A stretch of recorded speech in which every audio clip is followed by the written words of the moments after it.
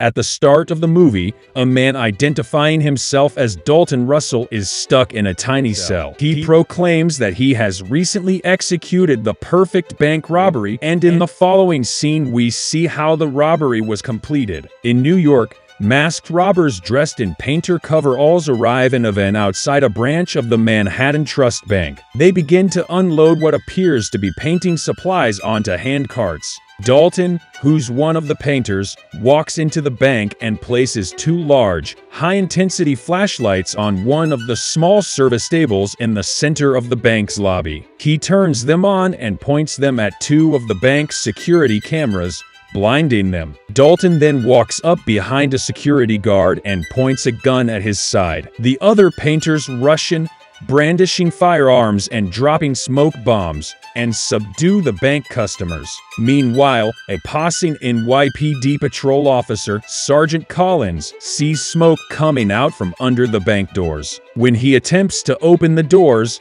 he finds they are locked and calls police dispatch. At the police station, Detective Second Grade Keith Frazier is on the phone with his girlfriend, Sylvia, who works as a desk officer at another station. They are discussing a corruption investigation that involves a crooked drug dealer who set Frazier up to appear as if he embezzled a large sum of drug deal money. The charge is holding him back from being considered for promotion to detective first grade. Next, Frazier and his partner, Bill Mitchell, are informed by their commanding officer, Captain Matthias Coughlin, that he's assigned them to work the hostage situation happening at the Manhattan Trust Bank. Jumping at the offer, they hurry to get to the bank. While this is happening, the police arrive in full force at the Manhattan Trust, including patrol officers, a mobile command center, and the Emergency Services Unit, ESU. Word of the bank robbery is also sent to the bank's founder and chairman, Arthur Case. In the following scene,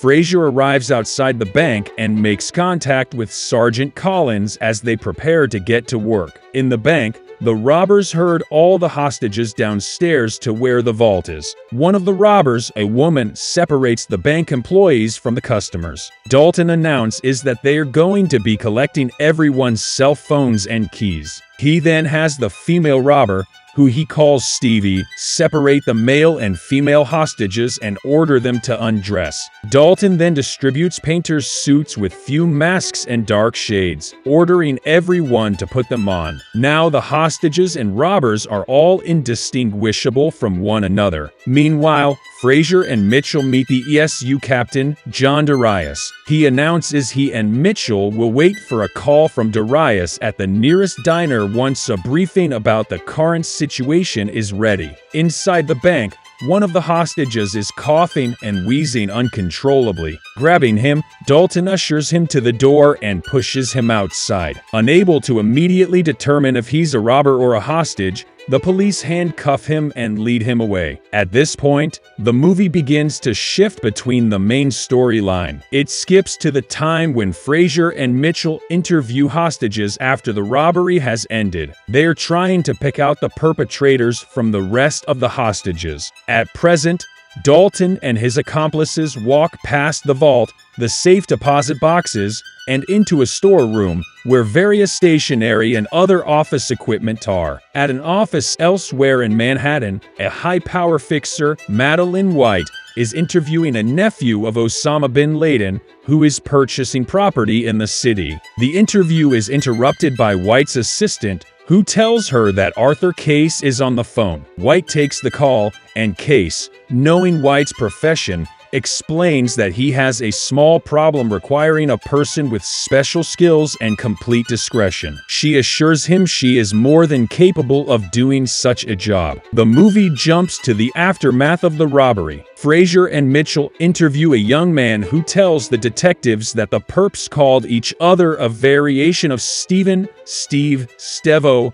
and Stevie, the female perp. Back at present, White and Case are walking along the riverfront discussing what Case needs. He has precious family heirlooms inside his safety deposit box at the Manhattan Bank branch that is being held up. Inside a mobile command center just outside the bank, The detectives learn that Dalton had knocked out the bank cameras using infrared light. This makes it hard for them to examine the robbery. Next, the perps release another hostage from the bank. His hands are tied behind him and a case is placed around his chest. Once released, the hostage says he's Vikram Walla and that he is a bank employee. Elsewhere in Manhattan, White pays a visit to the mayor and tells him that she's going down to the hostage situation. She needs him to make sure that she's afforded every courtesy by the people in charge. White clearly has enough influence to get the mayor to do what she asks,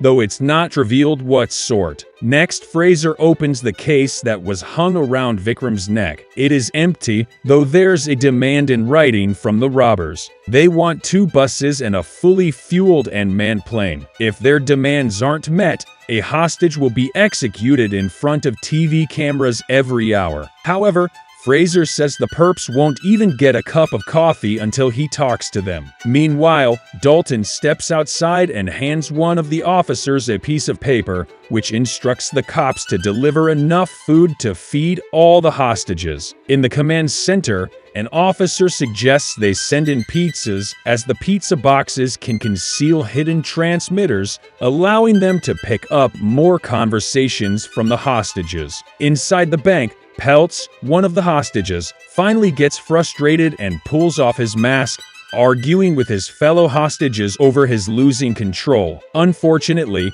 Dalton storms in, grabs him by his ankle, drags him to the storeroom, and punches him out. Next, pizzas with hidden transmitters are delivered to Dalton. Through the transmitters, the command center personnel hear a foreign language spoken. Inside the bank, Stevie hands Steve her gun, removes her gloves and shades, and puts on an eye mask like those the hostages are being made to wear. She then begins acting as though she's crying hysterically, in a loud voice for the hostages to hear. Her plan is to make herself appear as one of the hostages. Steve roughly ushers her into a room and makes her sit down. He then grabs another female hostage about the same height as Stevie, who he treats rudely. After this, he takes her into another room while making sure all the hostages have their masks on and are keeping their hands on the ground. In the following scene, Stevie is seen working in the storeroom, but she looks much like the female hostage from earlier. In the mobile command center,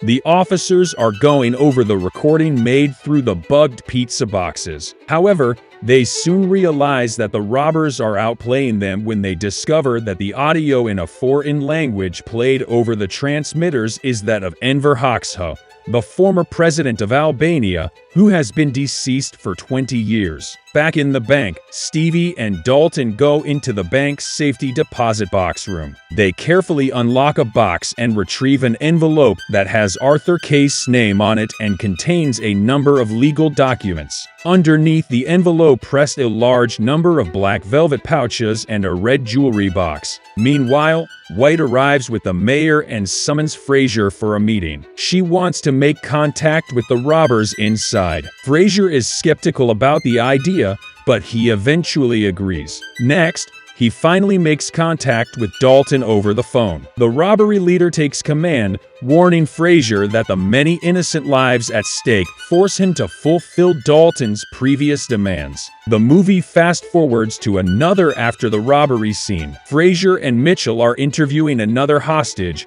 but the hostage is clearly Steve, although the detectives don't know that. Steve has given his name as Kenneth Demorzian. Inside one of the rooms in the bank, a number of hostages are passing time in conversation. One of them, a man named Chaim, mentions that he's a professor of criminal law at Columbia, teaching courses on genocide, slave labor, and war reparation. He's also a former attorney. Next, Fraser meets with White outside the command center and contacts Dalton inside the bank so that White can talk to him directly. White tells Dalton that if she's allowed to make sure that certain interests are protected, she can help him get what he came for. After she assures Dalton that she is neither a bank employee nor a police officer, he tells her that she can come into the bank and talk to him face to face. Fraser and 2 officers then escort White to the bank doors. Once inside the bank,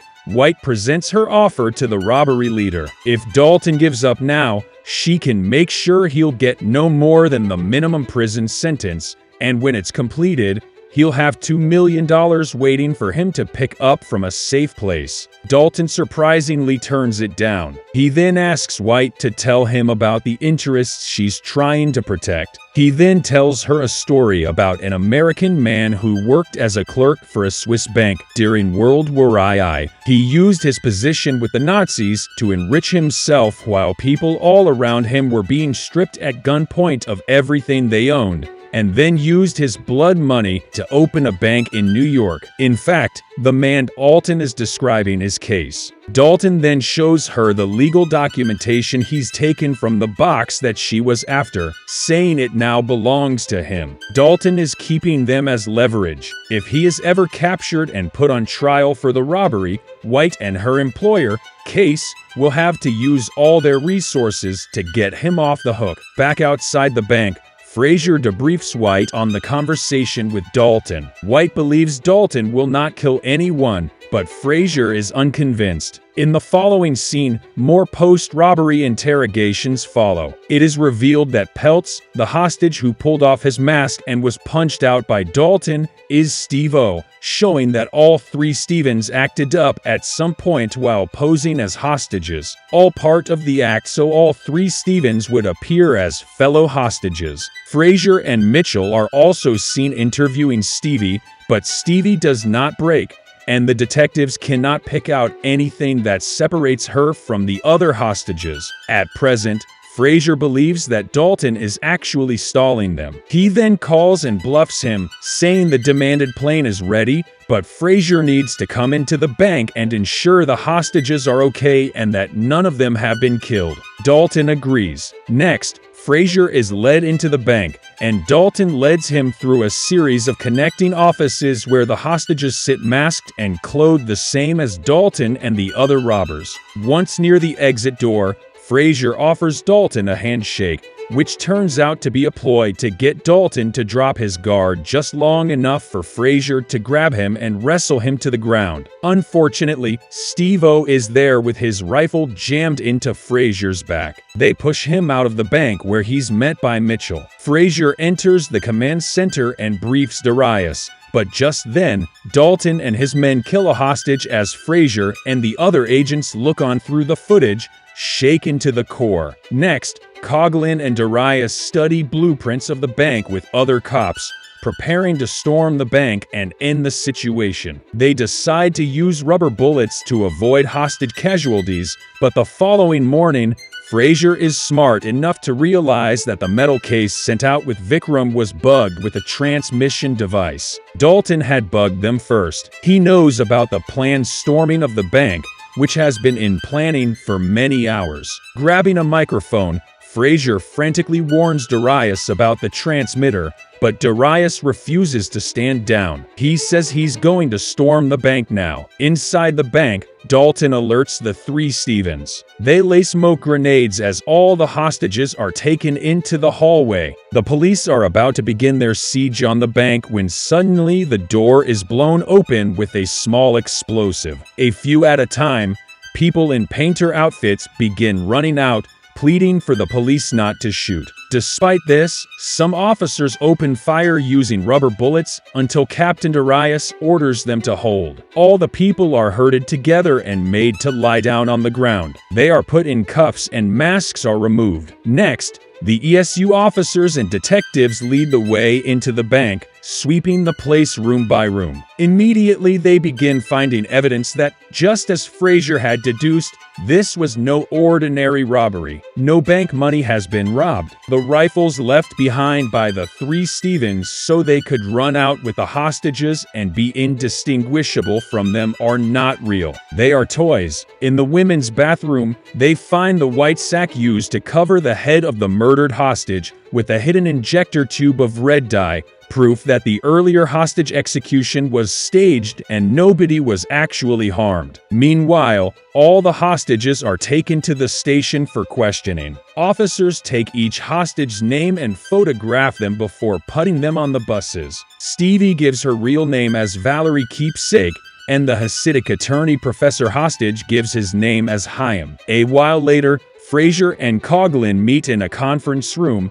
and the former gives the grim details of how thoroughly and flawlessly planned the whole affair was. Each hostage was shown photographs and questioned about anyone who stood out in any way. But every single hostage has at least a few people who would rule them out as suspicious. Coughlin tells Frazier to bury the case. As Frazier gets up to leave, Coughlin gives him an afterthought. The missing money Frazier was accused of embezzling has been found. He's off the hook. Frazier is pretty surprised, and not entirely in a pleasant manner. Once back at his office, Frazier discovers that a safety box, $3.92, is not in the recorded lists. It's the same box from where Dalton and his crew retrieved Case's documents. Grabbing his jacket, he tells Mitchell to come with him. Frazier then goes to the courthouse and finds Madeline White waiting for him. She confronts him on being told to bury the case, reminding him of their arrangement. The arrangement turns out to be promoting Frazier to an upper detective grade if he accepts to bury the case. But Frazier shows his trump card, a simple writing pen that contained a hidden recording device. Frazier replays a recording when he was in the SUV with White and the mayor. He had the pen in his suit coat pocket. The recording has captured the mayor ordering Frazier to give White everything she needed in the robbery, or his career was finished, whether he was guilty of the drug money embezzlement or not. Frazier tries to press White about Arthur Case. He knows that Case is hiding something. White asks again for Frazier to leave everything be, but he leaves without answering her. In the next scene, White brazenly marches into an exclusive men's club to confront Case on the fact that the robbers were after more than just the documents hidden in Case's safety box that contained the evidence of his crimes. She knows that he must have had true precious valuables, and there's only one thing they could be: what the Nazis used to pay Case. Diamonds. And as Case adds, there was a Cartier ring of incalculable worth that belonged to a wealthy Parisian Jewish banker and his family. Case could have easily saved their lives, but the Nazis gave him the ring to sell them out. Case then writes White a check as payment for her services before she takes off. The movie is back to Dalton, repeating his opening monologue. He is in his cell holding one of the black velvet pouches, looking at the diamonds inside it. He gathers a few belongings he has in his cell, turning out two small lights. He pushes out a wall in his cell, and it's revealed that he was never in prison, but in hiding behind a false wall he and his associates had built in the bank's supply room, with enough provisions to wait it out until all the news over the robbery had simmered down. He then carefully makes his way out into the public area of the bank. Across the street, Kenneth, Valerie, and Darius are waiting in an SUV.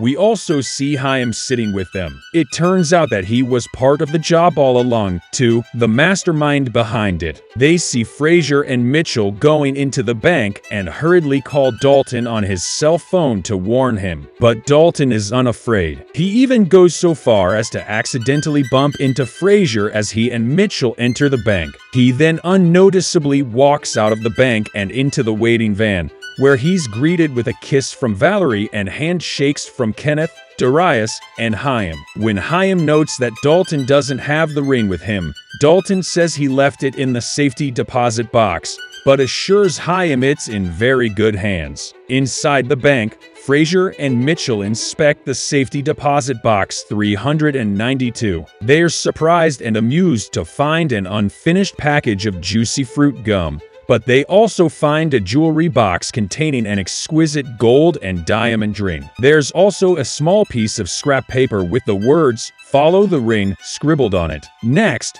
the detectives go to see Case at his office. Frazier reveals what he's found during the investigation to show that he knows that Case hired Madeline White to keep Frazier reined in, and that Case himself is guilty of some serious crimes. He shows Case the ring, warning him that he's going to follow it. Frazier then goes to an exclusive diner, where the mayor is having lunch with Madeline White. He gives White the pen with the incriminating recording he'd used as leverage against her. Frazier arrives home in the evening, where he's greeted by Sylvia, as he stores away his gun and shield and his acknowledgement plaque for his promotion to first grade. Thanks to White's power influence, he realizes there's a small object in his suit coat pocket. Reaching inside, he's stunned to find a small but beautifully cut diamond. He smiles to himself in amusement as he realizes that Dalton was the man who bumped into him at the bank entrance. Moreover,